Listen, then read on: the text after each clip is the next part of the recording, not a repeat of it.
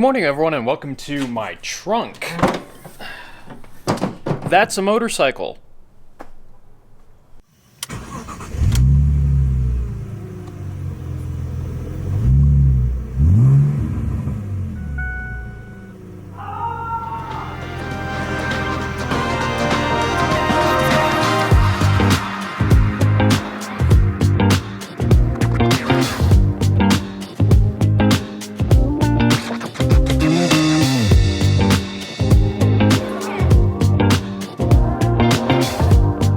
This is a Razor MX 650 children's electric motorcycle, sort of, deconstructed a bit. These have been pretty popular lately as toys for adults because of the large amount of aftermarket mods. There's a whole bunch of forks here. These are some fairly nice hydraulic, well, not fairly nice, but there's some existing hydraulic forks off of Amazon as opposed to the factory forks, which are just cheap springs. Or these forks from an MX 500, which have no suspension whatsoever. Also got this air shock for big boys, which alone is worth, you know, what I paid for the bike. I paid $150 for all this stuff. There's the stock motor, 650 watt DC motor, brushed. That's where the 650 comes from. We're going to be turning this into an MX 3000 today, hopefully, and, well, get it all put back together. It's got this really nice Kenda rear tire on it, too. So now I get to do probably not a terribly complicated jigsaw puzzle with no instructions, and see if I can get this stuff put back together. I mean, it's pretty simple, it looks like. Wheel goes on fork, bolts on frame, handlebars bolt to fork, rear tire bolts to frame, shock bolts to there. I also have like a weird amount of brake calipers. I don't know if any of these will work on the back. Looks like there's a chain with a chain tensioner and some totally unknown hardware. That all looks very small. I'm not seeing anything that looks right for these shocks, so I'll probably have to come up with something on my own to bolt the shocks on. So this will likely require a trip or two to the hardware store. I guess I'll just start bolting things to things and hope that this makes sense eventually.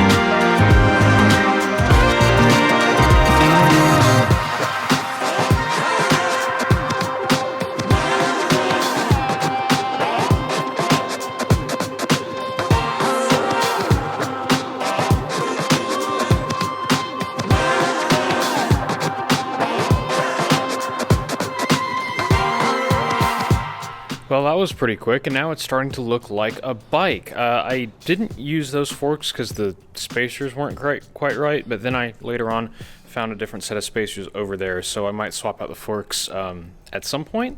Right now I'm just trying to figure out what hardware I need to go buy. I need a couple nut and bolt combos for the rear fairings here. I need all of the nuts to mount the electric motor, or all the bolts to mount the electric motor. I need a nut to mount the chain tensioner. And I think that's about it. And then I need some large straps for mounting the batteries. So I'm going to head to Ace Hardware, and you can get that stuff. Check out this neat 3D printed nylon mud guard. That's pretty snazzy. I'm a big fan of that. Air shock seems to work fine. I mean, honestly, this thing fits me fairly well. As you can see, compared to a stock MX 650, there's been some welding done here. They relocated the rear shock bracket. Not the worst welds I've ever seen, but that jacks up the rear of the bike and really makes it quite comfortable for I would say an adult, but I'm not really adult sized myself. Yeah, I don't know. For some people, I don't quite understand what the unicorn horn is for. I guess it could be handy. I don't know. Grab things. Who knows? Okay, off to Ace Hardware, get some parts, get back here, and continue to build. There are parts absolutely everywhere for these bikes. They're an incredibly common and popular platform. You can typically pick up a stock one of these for like $150 with a bad factory battery. And then places like Electro & Co. sell kits to upgrade them, or you can buy your own parts like I'm doing. And for under $1,000, you can have a pretty solid little dirt ripper, which is hopefully what I'll have by the end of the day today. All right, so now it can stop and it can roll, but now we got to make it go. Now this is the 650 watt DC brushed motor that this would have come with. Now that's fine if you're a 70 pound 10-year-old, but I've got something a bit better.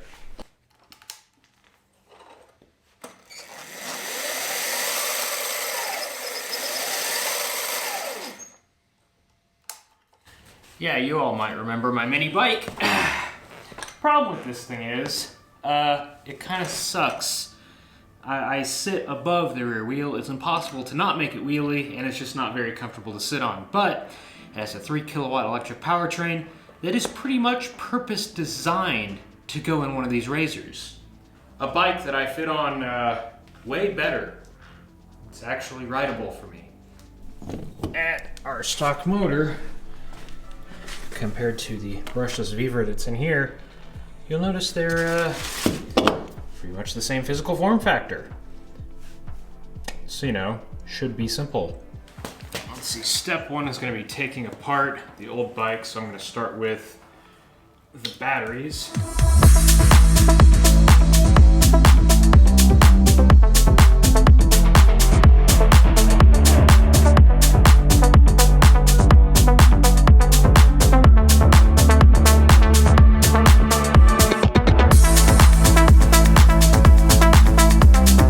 These are 19.2 amp hour Greenway batteries. They are 52 volts.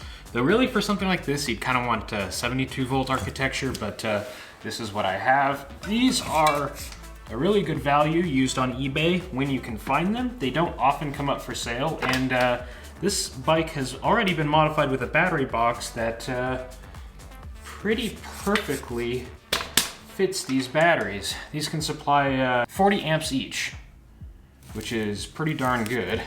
So I'm just going to smash these up here, and to hold them down, I have a very large worm gear clamp. Ooh, too large actually. That is excessively huge. Okay, let's rethink this. How did I manage to buy the perfect wrong size?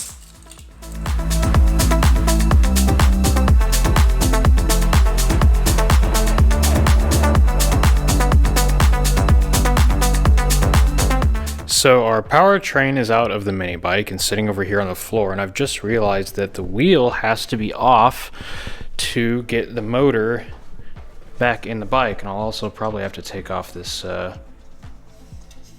fender as well, or at least maybe I can just slide it up. Oh, it just kind of does what it wants, it looks like. Yeah, I'll take that off and see what I can do about getting the wheel off so that we can get the motor in. And then we've got this new chain here. Interesting thing about these razors is they use this tiny little chain, way smaller than the chain even on the mini bike.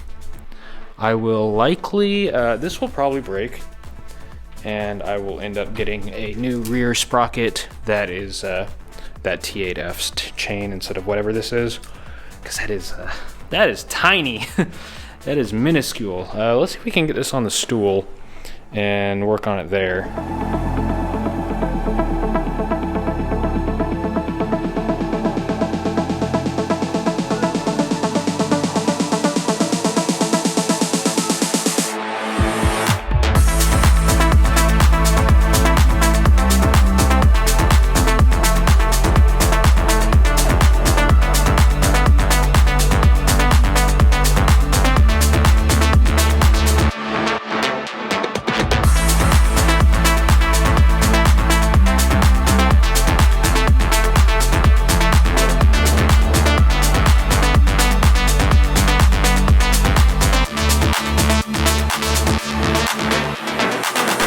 Pretty straightforward. Got the whole powertrain swapped over. Had to reverse the motor direction in the controller. And here's something annoying.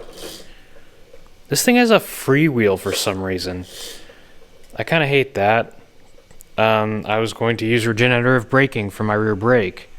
So I think that will need to become welded or something. Yeah, I think I could just tack weld that.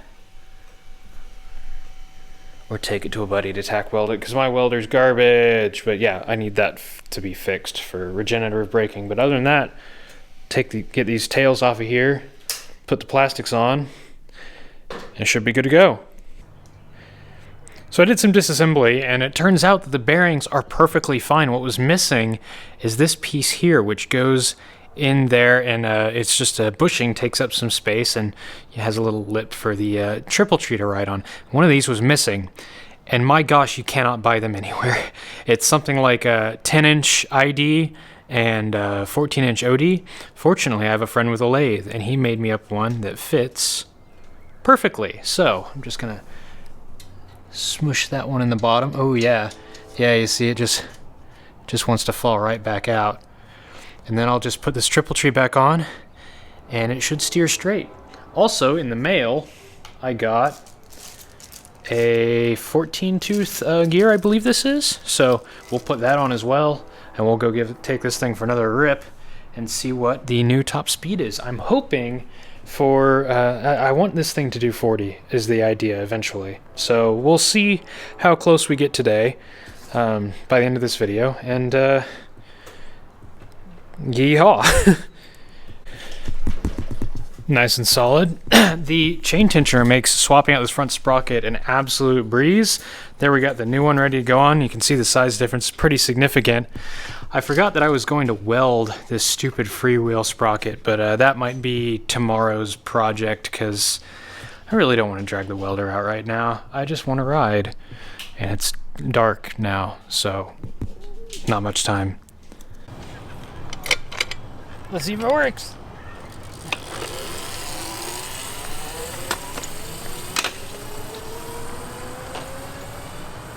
We're not big noise.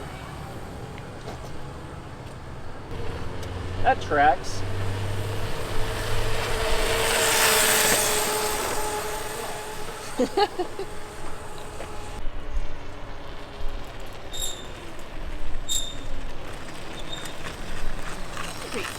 Oh my gosh, it is so much less scary than the mini bike.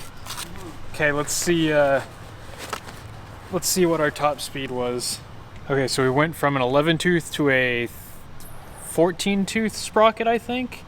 And still just below 30 miles an hour. So I think I still have some tuning to do on the controller to get a little bit more speed out of it. That was 30 miles an hour uphill though, but it feels a lot more rideable. Like, it's not sketchy.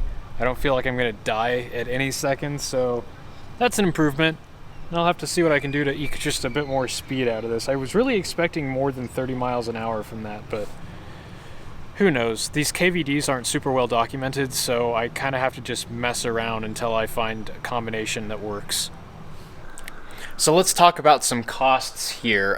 These bikes you can find anywhere from $150 to $200 with bad batteries. The motor kit with a controller is about $150 off Amazon, link in the description, and you can upgrade that with a Kelly controller for another $150 after the fact, so $300 for the powertrain, and then batteries is kind of a spend however much you want. Unfortunately, these orange batteries are no longer available, but those are going to be the most expensive part of this. You can probably expect to spend $300 to $400 on a 48-volt system. If you really want top speed, go for a 72-volt system. That'll really get you lots and lots of torque. The 72-volt systems are way more capable, but I've been having tons of fun with this off-road. Unfortunately, before I had a chance to get more B-roll, the motor broke, which isn't really the motor's fault. I took it apart and upgraded some parts inside of it, and I guess I put it back together wrong and it nuked itself, so I get to deal with that now. But there you go. That's less than $1,000 off-road electric dirt bike that's actually surprisingly capable and a lot of fun to ride. Let me know if you want to see some more stuff with this. I'm going to paint the fairings, fix the motor, and probably do some more upgrades on this, give it some lights, and a proper build. And then this will be a proper electric dirt bike. It's pretty ironic that it's broken because I built this so that I would just have like a reliable bike to ride. I guess I still have the book. That thing's great. Thanks for watching.